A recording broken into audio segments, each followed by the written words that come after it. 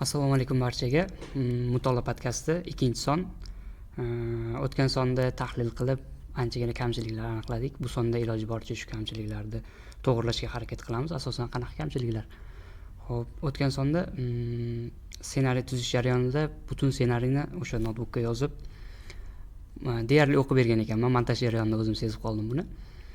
Bu sonda shuni to'g'rilashga harakat qilamiz. Iloji boricha shaxsiy fikrlarni ko'proq qo'shamiz. O'sha kitobdan ma'lum bir qismini o'qib berib, qiziqarli joylarini izidan o'zimizning shaxsiy fikrlarimizni qo'shishga harakat qilamiz. Hozircha shu kamchiliklarni aniqladik. Agar sizda ham qanaqadir sezgan bo'lsangiz, nimadir kamchiliklar bemalol kommentlarga yozishingiz mumkin. Xo'p, 2-sonda bugun ruhiyat haqida ajoyib bir kitob tayyorlab kelganman. Tahlilini aynan. Xo'p, bu kitob Solih Uyanning Ruhiyat parhezi nomli kitobi. Kitobning qiziqarlilik darajasini mana bu yopishtirilgan narsalardan ham anglab olsak bo'ladi bemalol. Bu aynan o'sha kerakli joylari belgilab qo'yilgan, ya'ni. Xo'p, bu kitob o'zi nima haqida degan savol tug'ilishi mumkin. Ruhiyat parhezi degan nomdan anglash qiyin bo'ladi. Xo'p, ruhiyat parhezi bu aynan ruhiyatga bog'liq muammolarimizni yechishda anchagina ko'makchi bo'ladi, yordam berishi mumkin. Muallif Solih Uyan bu kitobda ruhiyatimizni to'g'rilashimiz uchun ko'proq diniy tomonlama ham yondashgan. Aynan shu kitob din bilan bog'langan, ya'ni diniy tomondan o'rganib chiqilgan va psixologlar tomonidan ham ruhiyat haqida o'rganib chiqilib, umumiy tushunchalarni bizga o'sha muallif tomonidan yetkazilgan. Xo'p, kitob 3 qismdan iborat: baxt, shaxsiy rivojlanish va madaniy o'zgarish. Aynan shu 3 qism ichida qanday baxtga erishishimiz mumkin, diniy tomondan ham, ruhiyat tomonidan ham. Shaxsiy rivojlanish. Endi bu kitobni hamma kitoblar kabi shaxsiy rivojlanish turiga qo'shmagan bo'lar edim, chunki umuman u kitoblarga teskari tartibda yozilgan. U kitoblardagi kelgan ma'lumotlarni inkor qilgan tarzda, ya'ni shaxsiy rivojlanishda ko'makchi bo'ladi. Shaxsiy rivojlanish bu hayotimizda qanaqadir rivojlanish emas, ruhiyat bo'yicha rivojlanish deb o'yladim men ko'proq. Uchinchisi madaniy o'zgarish. Xo'p, unda kitobdan ayrim joylarni, qiziqarli joylarini o'qib, ularni tahlil qilib, sizlarga yetkazishga harakat qilaman. Muallif o'z kitobini insonning ruhiyati kasal bo'lsa, vujudining sog'lomligi bir ishga yaramaydi degan jumla bilan boshlagan. Bu jumla ajoyib. Menga yoqdi. Xo'p, kelinglar unda qisqaroq o'sha kitobdagi ayrim joylarini qisqaroq qilib sizlarga yetkazaman va izdan tahlillar qilishga harakat qilamiz. Xo'p, bir ajoyib bo'limi bor ekan, o'sha adashmasam baxt bo'limining ichida ilma teshik tuyg'ularim sarlavhasi ostida bir matn yozilgan ekan. Shuni o'qib beraman. Ilma teshik tuyg'ularim. Aslida brendlar ortidan quvadigan odam emasman. Shunga qaramay, copywriter va ijodiy direktorlar idroklarimni boshqara olishlarini his qildim. Hech e'tibor bermaydigandek ko'rinsam ham ba'zan oyoq kiyimimning poshnasidagi yopishtirilgan logotip kayfiyatimga ta'sir qilishini sezdim. Ba'zi joylarda qahva ichish, qahvaning ta'mi yoki sifatidan qat'iy nazar o'zimni baxtiyor his qilishimga sabab bo'ladi. Ong-ostimning qorong'u yo'laklariga biriktirilgan kodlarga ergashib yurish unchalik ham yoqmaydi, lekin bular men uchun u qadar ham ahamiyatga ega emas. Biror narsadan kayfiyatim o'ta rasvo bo'lgan paytda ham bu faqatgina mening ovqatlanishimga ta'sir qilishi mumkin. Shuning uchun ong-ostimdagi xabarlarga ko'ra harakat qilib, hayotimning har daqiqasini bezovtalik ichida o'tkazish niyatim yo'q. Biroq bir necha kun oldin o'zimda jiddiy bir holatni payqab qoldim. Ishxonada ishlarga ko'milib ketgan vaqtim orada biroz chalg'ish maqsadida gazeta o'qiyotgandim. Siyosat, iqtisodiyot va sport xabarlariga ko'z yugurtirdim. Shu payt Suriyada bo'lib o'tgan otishmada 2 nafar bola halok bo'ldi degan satrga ko'zim tushdi. Yuragim ezildi. Biroq 5 daqiqa o'tar o'tmas keyingi sahifadagi soch parvarishiga oid maqolani o'qir ekanman, yana avvalgi kayfiyatimga qaytdim. Uning ortidan sportga oid xabarlarni ham o'qib, eng so'nggi sahifalarni yakunladim.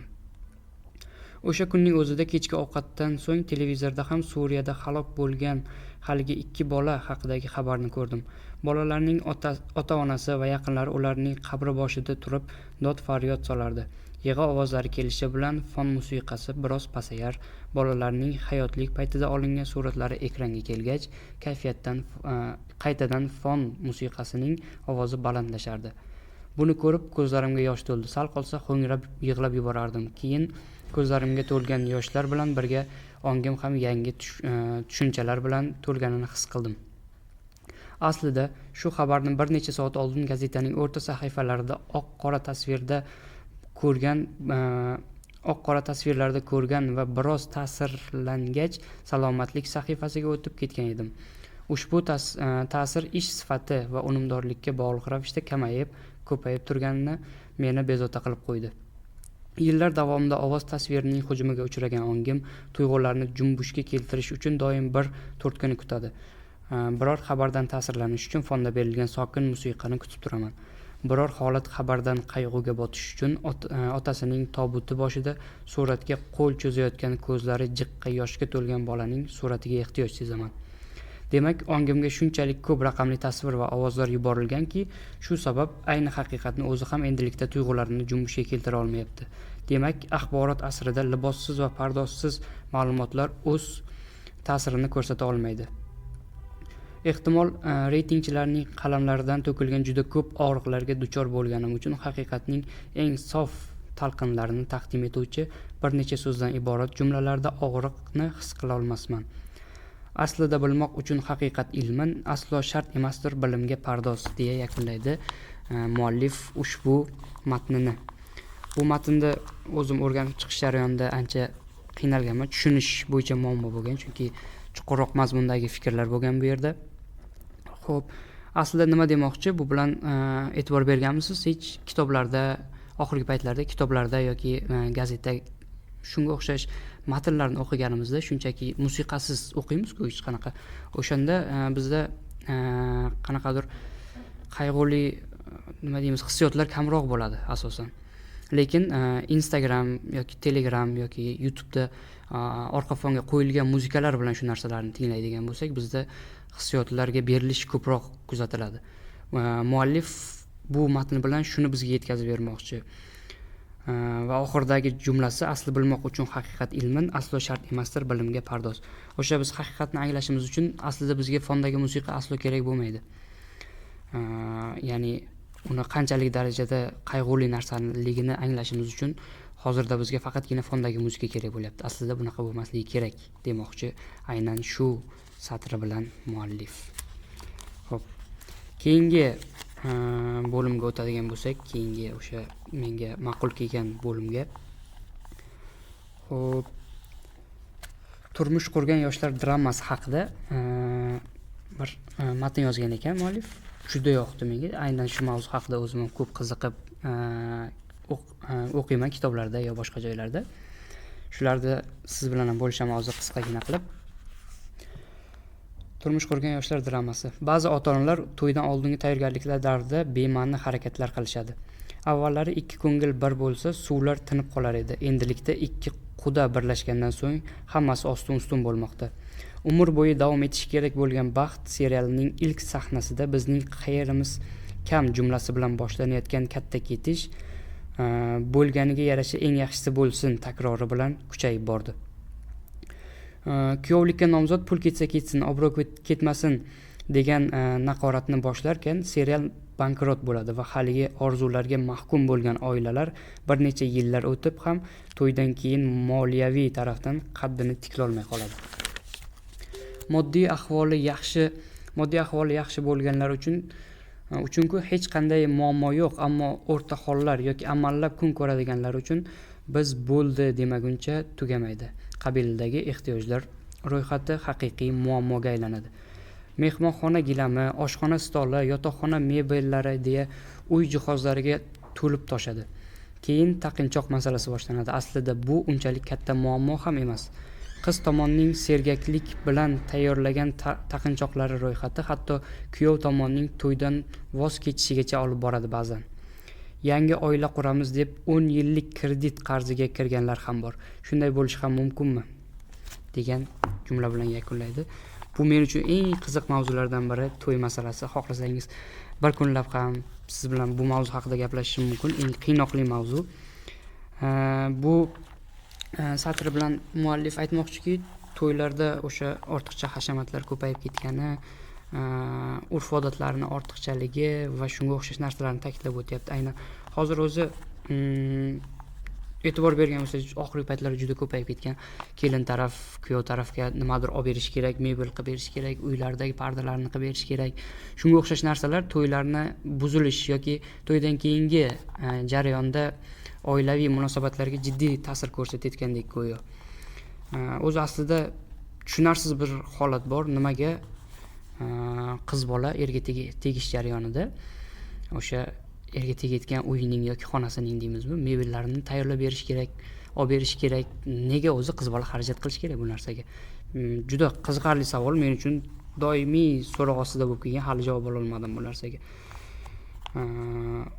Aslida umuman kerak bo'lmagan narsalar o'sha. Buni hammasiga meni fikrim bo'yicha kuyov o'zi tayyor bo'lish kerak bo'ladi. Kelinning erga tegish jarayonida kelindan hech nima talab qilinmasligi kerak degan fikrdaman aslida. Nega bunaqa? Chunki ota-onaning o'zi qizini katta qilib, voyaga yetkazib, tarbiyalab, uni sizga topshirishining o'zi yetarli bo'lishi kerak aslida. Ishonib topshirishining o'zi yetarli bo'lishi kerak menimcha. Xo'p, bu mavzu haqida yana davomi bor. Davomini o'qiylik. To'y bo'lar ikki kishiga, tashvishi qo'ni-qo'shniga. Odamlar nima deydi deb tashvishlanib ne ahvolga tushdik. To'y hozirliklari markazida ko'z-ko'z qilish va qo'ni-qo'shni doimiy mavzu. Holbuki oilaning baxtini ta'minlaydigan narsa olingan taqinchoqlar yoki mebellar emas, hurmat ko'rish va ko'rsatishdir. Bu uchun esa pul emas, qalb kerak. Kuyov bilan bog'liq ilk savol. Uyning sug'urtasi bormi? Singari bo'lmasligi kerak, chunki uydagi baxt ko'rsatkichini boylik emas, insoniylik belgilaydi. Olmosdek qalbi bo'lgan yoshlar nega qizga olmos taqolmagani uchun boshi egik bo'lishi kerak? Mayli, ijara uy, eski mebellar bo'lsin. Ba'zimga 300 kishi emas, 30 kishi kelsin. Taqinchoqlar ham bo'lsin, ammo tirsakkacha bo'lishi shart emas. Chunki biz katta ahamiyat beradigan sug'urta aslida oila baxtini ta'minlay olmaydi. Taqilgan tillalarning miqdori ham ajrashish holatlarini oldini ola olmaydi. Oila qurish uchun uy xarajatlari, mebel yoki taqinchoqlar emas, bir-birini sevgan va qadrlaydigan ikki inson kerak. Albatta, moddiyatni butunlay unutish mumkin emas, ammo shunday faqirlar borki, turmush o'rtog'ini sultonlardek yashatadi. Xo'p, hozirgi vaqtda to'ylarimiz shunchalik kattalashib ketganki, 300-500 kishilik bo'lib ketgan. Aynan shu haqda yozgan muallif. Aslida bunaqa bo'lishi noto'g'ri. Aynan 500 kishilik yo 300 kishilik emas, bemalol biz 50 kishilik, uzoq 100 kishilik to'y qilsak ham hech qanaqa muammo yo'q aslida. Bilasizmi, odamlar 3-4 kun, uzog'i bir hafta ichida to'yingizni esidan chiqarib yuborishadi. Eslamaydi ham keyinchalik qanaqa bo'ldi to'yi, nima bo'ldi, nima qo'ydi. O'sha bir hafta ichida esidan chiqib ketiladigan narsa uchun siz 2-3 yil davomida ishlashingiz aslida shart emas. Mening fikrimcha, yana tanqidlar ko'payib ketmasin. O'sha kredit olish masalalari to'y qilish uchun qanaqadir mantiqsiz holatdek tuyuladi. Shuni 30 kishilik yo 50 kishilik boringki 100 kishilik to'y qilsangiz ham sizda hech nima kamayib qolmaydi. Odamlar gapirsin, muammo joyi yo'q degan ma'noni beryapti muallif aslida. Davom etsak, hali bu mavzuning yana davomi bor. To'y bilan bog'liq juda g'alati udumlar bor. Ular odatga aylangani uchun unchalik e'tibor berilmaydi. Taqinchoqlar taqish uchun navbatda turish boshlanganda operator o'z joyini egallaydi va kadrga muhrlash jarayoni boshlanadi. So'ng kelinning amakisidan deb boshqalardan boshlanadigan navbatlarga keladi. Taqinchoq tantanalarini videoga olish qanday marosim bo'ldi? Maqsad go'zal xotiralarni muhrlashmi yoki daromad orttirishmi? Puli bo'lmagan bechoralar nimadir taqmasak uyat bo'ladi deb yaqin do'stining to'yiga bora olmaydilar. Pullari tillalariga yetganlar esa navbatning boshida turib oladi. Zero bular oila barpo qilishda hech qanday ahamiyat kasb etmaydi. Bu urf-odatlar yangi hayot quradigan yoshlarga dastak bo'lishdan ko'ra ko'proq mexanik munosabatlarga aylanib qolgan. Boshqasining to'yiga borishdan avval ular bizga nima olib kelishgandi degan savolning javobiga qarab sovg'a olinadi. Buning nomi hadya olish emas, hisoblashish deyiladi. Aybga buyurmanglar. Agar kun kelib ular ham bizga qaytarishadi deb nimadir bermoqchi bo'lsangiz, yaxshisi bermay qo'ya qoling. Bir umr davomida yetishi kerak bo'lgan birgalikdagi hayotning ilk odimlarida oilaning kattalari o'ylab ish qilishlari kerak. Agar kattalar xursand bo'lsa, yoshlar ham baxtli bo'ladi. Biroq hali to'y bo'lmay turib, kelin bilan kuyovning oilalari orasida kelishmovchilik yuzaga kelsa, bu turmushdan qanday qilib halovat topish mumkin? To'y taraddudlarida ota-onalar maydonni bo'shatib berishlari kerak. Agar sahna ularniki bo'lsa ham, tashkilot hisobchisi bo'lishni to'xtatishlari lozim. Vaziyatni taranglashtirishga emas, yumshatishga uringan durust. Nima olib, nima olmaslikni 2 yosh o'zi hal qilsin. Bo'lar bo'lmas odatlarni deb imkon bo'lmagan kishilarni nimadir qilishga majbur qilmaslik kerak. Qo'yib beraylik, yoshlar xotirjam va eng oson yo'ldan oila ostonasiga kirsinlar. Ularga baxt tilab qolamiz. Shu bilan to'y masalasi yopiladi bu kitobda. Xo'p, bu endi bo'limida nima demoqchi? Aynan o'sha to'yga borishimizdan oldin albatta hammamizda bo'lsa kerak. Asosan qarindoshlarimizda ham bu narsa uchraydi aynan. To'yga borishdan oldin bizga nima olib kelishgan o'zi aslida degan narsani o'ylab, biz ham shunga yarasha olib boramiz. Sovg'alar, salomlar. Menimcha bu urf-odatlarni yopish kerak va asosan yoshlarni o'ziga qo'yib berish kerak. Ayniqsa ayollar o'sha to'ylarning urf-odatlaridan qilishlaridan chiqishlari kerak, ya'ni asosan erkaklar aralashsin, to'ylarni erkaklar bosh bo'lsin va yoshlar o'zi xohlagan ishlarni qilishsin.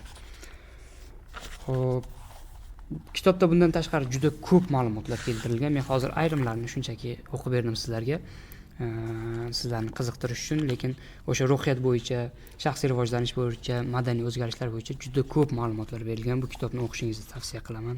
Iloji bo'lsa 2 martalab o'qing. Kitobning yakun qismida muallif bitta gap bilan bo'lishgan ekan. Eski bir maqolada o'qigan edim. Unda aytilishicha, ashyolardan foydalaniladi, odamlar esa seviladi. Hozir bu o'zgargan. Odamlardan foydalaniladi, ashyolar esa seviladi. Bu ajoyib jumlani tahlil qilishni o'zingizga qoldirib beraman. Barchaga e'tibor uchun rahmat. 3-sonda ko'rishguncha. Ketgan vaqtingizga rozi bo'ling. Sog' bo'ling.